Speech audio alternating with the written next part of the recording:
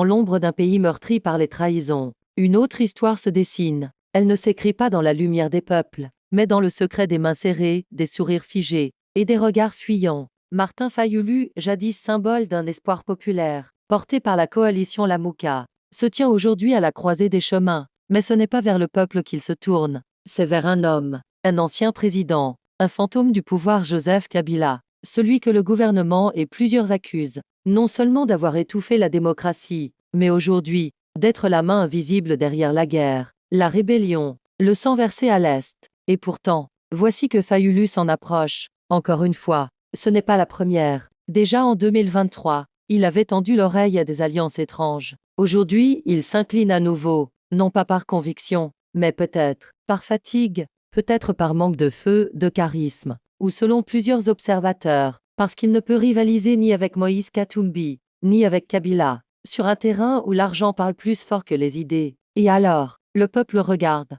désarçonné, silencieux, car cet homme, celui qui criait vérité des urnes dans les rues, semble maintenant prêt à céder ce qui reste de son autorité, à ceux-là même qu'il accusait hier d'avoir volé la victoire. Est-ce une stratégie, un aveu d'échec, ou le début d'un pacte dont le peuple ne sortira pas vainqueur? Dans ce théâtre congolais, où les alliances se font et se défont au rythme des intérêts,